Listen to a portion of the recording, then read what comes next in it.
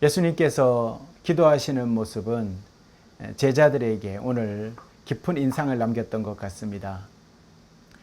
그래서 제자들은 스승의 기도가 다른 랍비들이나 세례 요한이 가르친 기도와는 차원이 좀 다른 특별한 힘과 깊이를 지니고 있었다는 것을 직감했던 것 같습니다.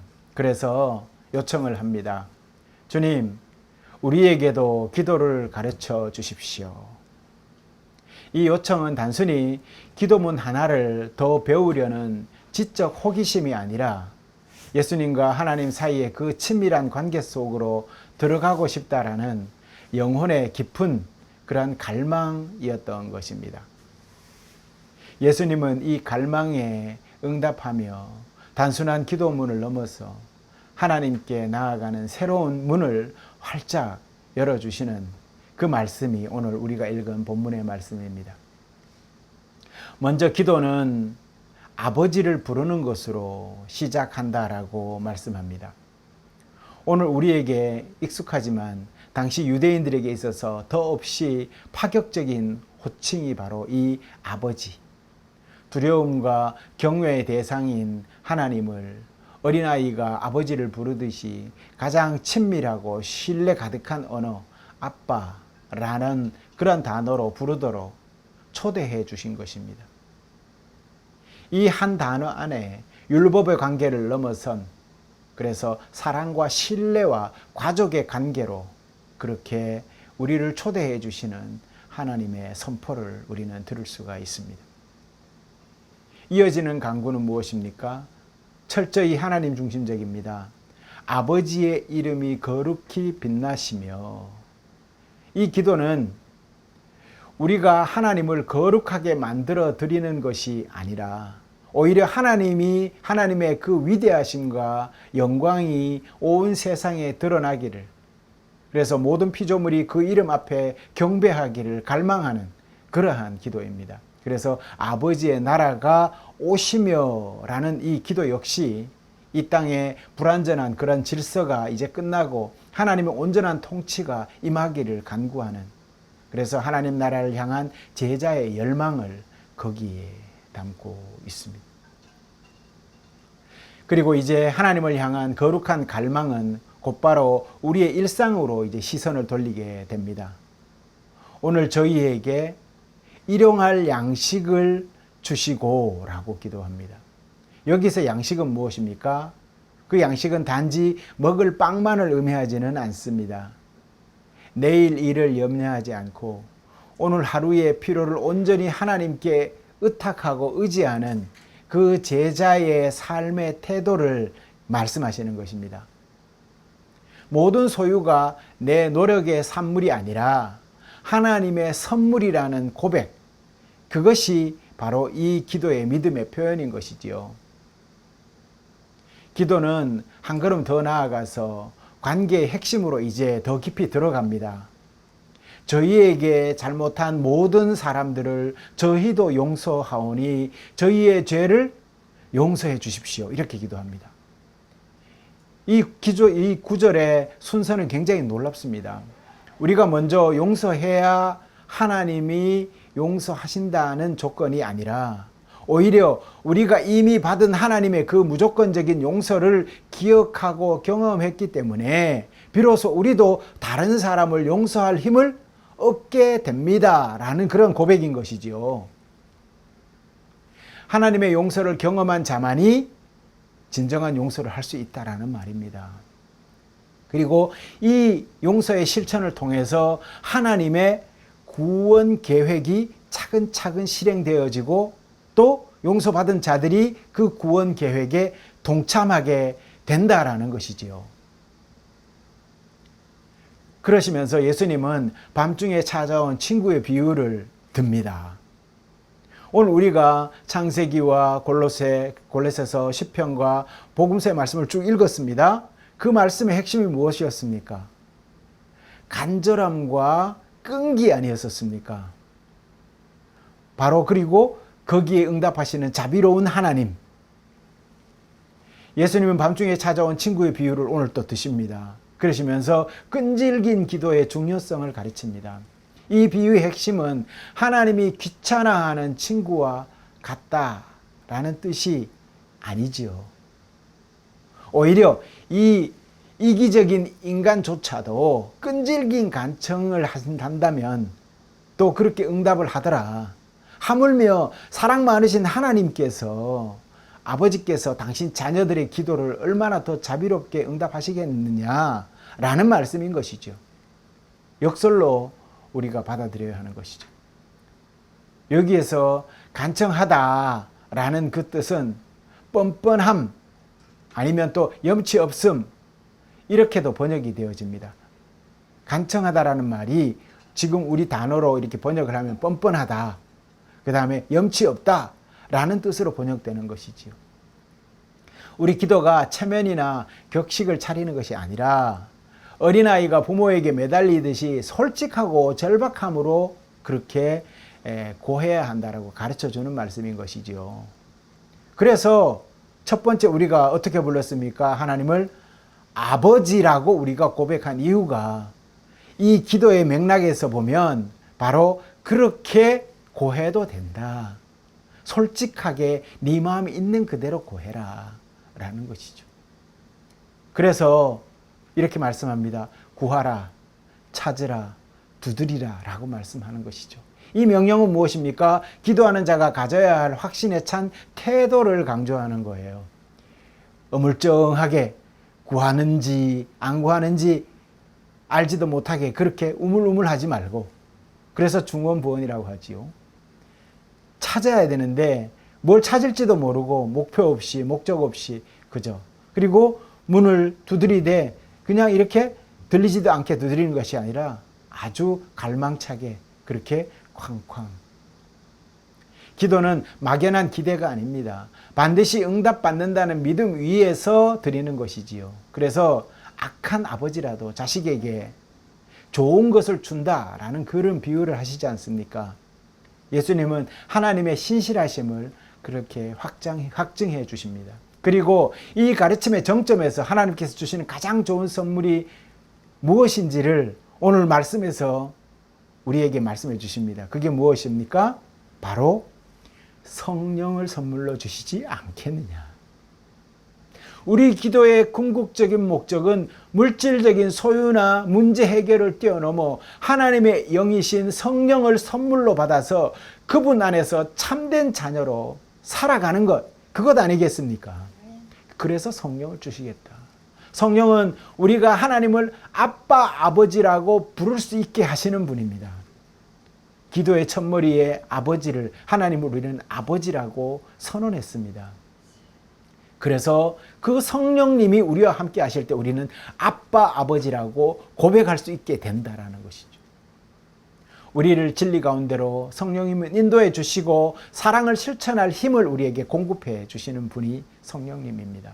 그러니까 이제 깨닫는 것은 예수께서 가르쳐 주신 기도는 단순한 주문이 아니라는 것입니다. 당시의 기도들은 또 그리고 이방 사제들은 대부분 기도를 주술적인 기도를 많이 드렸습니다. 그런데 예수님의 기도는 이렇게 달랐던 것입니다. 하나님과 우리 사이에 놓인 모든 장벽을 허물고 친밀한 사랑의 관계로 들어오라라는 그러한 초대로 오늘 말씀해 주십니다. 이 기도를 통해서 우리는 더 이상 문 밖에 서성이는 고아가 아니라 언제든지 아버지를 부르며 아빠라고 부를 수 있는, 그렇게 나아갈 수 있는 자녀의 권세를 우리에게 누리게 해주신 것이지요. 오늘 이 관계의 문을 활짝 열고 담대히 아버지 집으로 들어가지 않으시겠습니까? 성도 여러분, 인간은 관계 안에서 살아가는 존재입니다. 우리는 하나님과의 관계에서 관계의 정의가 무엇이라고 했습니까? 앞에서 아버지라고 정의를 했지 않습니까? 우리가 이 세상을 살아갈 때도 관계가 굉장히 중요합니다. 그래서 인간은 관계 안에서 살아가는 존재다라고 정의를 하지요. 사회심리학자 엘리엇 에런스는 이렇게 말했습니다. 인간은 사회적 동물이다라고 정의를 했습니다. 어디서 많이 들어봤죠?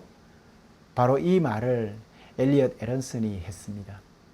이 말은 타인과의 연결과 소속감이 없이는 온전한 삶을 이어나가기 어렵다라는 것이지요. 이 세상이 그렇다는 것입니다. 이처럼 우리는 누군가와의 깊은 신뢰관계를 맺기 위해서 매일매일 꾸준히 대화를 하고 서로의 마음에 귀를 기울이고 때로는 오해를 풀기 위해서 오랜 시간을 인내하면서 공을 들이지요.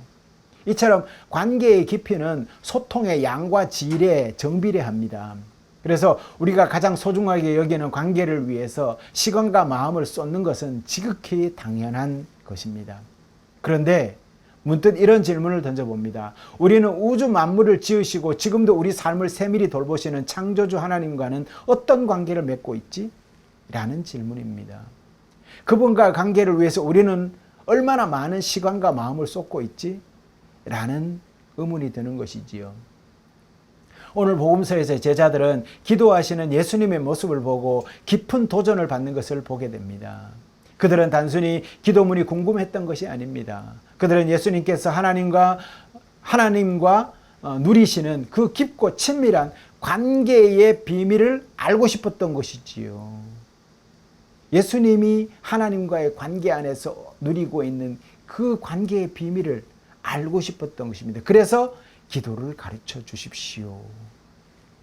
주님, 저희에게도 기도를 가르쳐 주십시오. 제가 신학교에 다닐 때 영성을 지도하시던 교수님에게 이런 질문을 제가 드린 적이 있습니다. 기도를 배워야 하는 것입니까? 가르치고 배우는 그런 관계에서 기도를 배운다면 기도가 더 깊어집니까? 배워서 기도가 깊어질 수 있다면 그것이 기도일까요? 라고 말씀을 드렸습니다. 그런데 단호하게 기도는 배워야 합니다. 그러시면서 이 말씀을 저희에게 말씀을 주셨습니다. 주님, 저희에게도 기도를 가르쳐 주십시오. 이 한마디는 피상적인 신앙을 넘어서 하나님과의 살아있는 관계로 나아가고픈 영혼의 간절한 외침이었습니다. 기도는 바로 그 관계의 문을 여는 유일한 열쇠이기도 합니다. 그래서 기도는 신앙생활의 여러 활동 중에 하나가 아니라 하나님과 나 사이의 인격적인 관계 그 자체이자 영혼의 호흡인 것이죠. 오늘 우리는 예수님께서 직접 가르쳐 주신 기도의 본질을 묵상하면서 하나님과의 관계를 더욱 깊게 하고 또 그 관계 안에서 주어지는 참된 평안과 능력을 경험하는 은혜의 시간으로 나아가고자 하는 것입니다. 오늘 복음서 예수님께서 가르쳐 주신 기도의 첫 단어는 아버지입니다. 이 한 단어에 기도의 모든 것이 담겨 있습니다. 하나님을 전능한 심판자나 멀리 계신 초월자로만 인식하는 사람에게 기도는 늘 두려운 의무감일 것입니다. 내가 기도하지 않고 그분의 명령을 따르지 않으면 나는 벌 받을 거야 라는 생각을 가지겠지요. 기도하지 않고 어기면 벌을 받을 것 같다. 그러나 그분을 나를 가장 잘 아시고 사랑하는 아버지로 믿는 사람이라면 그 기도는 어떨까요? 즐거운 대화이자 안식처가 될 것입니다. 오늘 우리가 읽었습니다. 창세기에 누가 나왔습니까? 아브라함이 나왔지요. 아브라함의 기도, 바로 그 기도가 오늘 이 예수님이 말씀하시고자 하는 기도입니다. 바로 이 관계에 기반한 기도가 어떤 것인지를 극명하게 아브라함의 기도에서 볼 수가 있습니다. 그는 소돔과 고모라를 심판하시려는 하나님 앞에 나아가서 마치 어떻게 기도합니까? 전능하신 하나님, 정말 엄위하시고 심판하시는 하나님이라면 아브라함이 이렇게 행동할 수 있겠습니까? 당장에 불이 내려서 자기 목숨이 날아갈 수도 있습니다. 그런데 오늘 보면 아브라함이 하는 행동을 보면 흥정하듯이 계속 흥정하지 않습니까? 매달리지 않습니까? 그 아버지의 그 아들이라고 야곱도 또한 그렇게 자기 환도뼈가 부러지면서까지 나중에 보면 흥정하는 모습이 나옵니다. 끈질긴 매달림, 이것이 기도의 핵심이라고 예수님은 말씀하시는 거예요. 의인의 50명, 45명, 그 다음에 40명, 30명, 20명, 그리고 마지막에 몇 명이요? 10명만 있어도 용서해 주시겠습니까? 이것은 피조물이 지음받은 피조물이지 않습니까? 피조물이 창조주에게 보일 수 있는 모습이라고 상상할 수가 없는 겁니다. 그러나 아브라함의 이 담대함은 그가 겁없이 무례해서 그럴까요? 아니에요. 오히려 세상을 심판하시는 분께서 공의를 행하셔야 하지 않습니까? 라고 질문하지 않습니까? 그래서 하나님의 성품에 대한 깊은 신뢰가 있는 거예요. 아브라함은 이미. 그래서 그는 하나님을 무서운 심판관이 아니라 공의롭고 자비로운 인격적인 분으로 믿고 있었다라는 것이죠. 이처럼 솔직하고 끈기 있게 그래서 기도할 수 있었다라는 겁니다. 시편 138편에 기자 역시 오늘 노래하지 않습니까? 내가 간구하는 날에 주께서 응답하시고 내 영혼에 힘을 주어 나를 강하게 하셨나이다. 그의 기도는 과거에 자신의 기도에 응답하셨던 신실하신 하나님에 대한 경험과 기억에 기초를 두고 있는 거예요. 과거에도 그리 하셨지 않습니까? 지금도 그리 하실 줄로 믿습니다. 라는 기도인 것이죠. 이처럼 기도는 믿음의 결과인 동시에 새로운 믿음을 낳는 무엇이 됩니까? 씨앗이 된다. 그러니 기도는 하면 할수록 어떻게 된다? 그 하나님과의 만남의 경험이 씨앗이 되어서 꽃 피우게 된다라는 겁니다. 예수께서 가르쳐 주신 기도는 바로 이러한 믿음의 조상들이 보인 기도의 정수, 바로 엑기스가 오늘 말씀하신 이 기도라는 겁니다. 그래서 구하라, 그러면 너희에게 주실 것이요. 이 약속은 우리가 무엇을 구하든지 다 들어주는 그런 마법의 주문이 아닙니다. 뭐 어떤 분들은 그렇게 말씀하시는, 설교하시는 분들도 있더라고요. 구하면 다 됩니다. 이게 도깨비 방망이처럼 해석이 되면 안 된다는 것이죠. 이것은 우리가 아버지라고 부르는 그분은 자녀에게 가장 좋은 것을 주시려는 사랑의 마음으로 늘 우리를 기다리고 계신다라는 선언인 거예요. 성경은 문자 그대로 우리가 받아들여야 되는 부분도 있습니다. 사랑의 하나님, 긍휼하신 하나님, 우리는 그것을 문자 그대로 받아들이죠. 그런데 우리가 하나님의 말씀을 의미로 받아들여야 되는 경우들도 많이 있어요. 너희가 서로 사랑함으로 입맞춤하라 라고 하면, 교회 가면 남 모르는 그 다른 부인네하고 입맞춤하고 이러면 되겠습니까? 그것은 서로 사랑으로 교제해라, 하나님 안에 사랑으로 교제해라 라는 뜻으로 받아들여야 되는 것이죠. 바로 그런 것입니다. 그래서 우리가, 하나님은 오늘 이 말씀도 마찬가지라는 것이죠. 우리가 아버지라고 부르는, 그래서 자녀에게 가장 좋은 것을 주시는 하나님의 사랑으로 우리를 늘 기다리고 계신다라는 말씀으로 이것도 받아들여야 된다라는 겁니다. 그래서 우리가 끈질기게 간청해야 하는 그 이유는 하나님께서 마지못해서 들어주시기 때문이 아니라 그 간청의 과정을 통해서 우리의 욕망이 깨끗하게 정화되고 우리의 시선이 세상에서 어디로? 하나님의 나라로 옮겨지고 또 마침내 우리가 구해야 할 가장 좋은 것, 즉 성령을 사모하게 되기 때문이다 라는 것입니다. 그렇다면 이제 과연 나의 기도는 어디를 향하고 있는지를 스스로에게 되물어 봐야 하겠습니다. 먼저 해볼 질문은, 나는 하나님을 누구라고 부르고 있는가? 무엇이라고 부르고 있는가? 입술로는 아버지라고 부르지만 내 마음은 여전히 하나님을 나의 소원을 들어주는 도깨비 방망이나 요술램프 정도로 알고 있지는 않은지, 나의 행위를 일일이 감시하는 엄격한 재판관으로 여기고 있지는 않은지 스스로에게 물어보아야 하겠습니다. 내가 경험하고 믿는 하나님이 어떤 모습이냐에 따라서 여러분의 기도의 태도와 내용이 결정될 것입니다. 오늘 예수님께서 알려주신 아버지의 친밀함 속에서 더 깊이 들어가기를 우리는 이제 결단해 봐야 하겠습니다. 두 번째로, 우리가 이런 질문을 해야 됩니다. 내 기도는 나의 나라를 구하고 있는가? 아니면 아버지의 나라를 구하고 있는가? 아버지의 나라가 오시며 라고 기도하면서 실제로는 나의 성공이나 나의 건강이나 나의 평안이나 나의 부유함이나, 즉 나의 나라가 굳건해지기를 더 간절히 바라고 있지는 않은지 자기에게 스스로 물어봐야 합니다. 물론 우리의 필요를 정직하게 아려는 것은 무엇보다 중요합니다. 그러나 기도의 궁극적인 목적은 뭡니까? 내 뜻을 관찰하는 것이 아니라 내 삶의 모든 영역에서 하나님의 뜻이 이루어지기를 소망하는 것이어야 된다는 것이죠.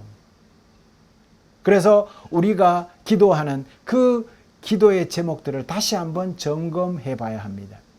그렇게 하면서 그 중에 하나님의 영광이 자리하고 있는지 살펴보아야 한다라는 것입니다.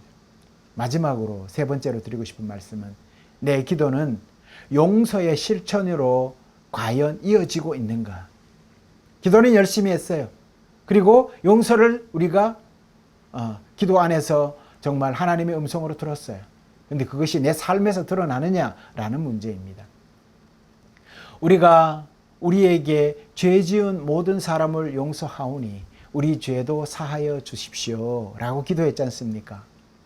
이 기도는 우리가 드리는 가장 무서운 기도일 수도 있습니다. 내가 다른 사람을 용서하지 않은 채 이 기도를 만약에 드린다면 어떻게 되겠습니까? 그것은 곧 나의 죄도 용서하지 않아도 됩니다라는 기도가 되는 거예요.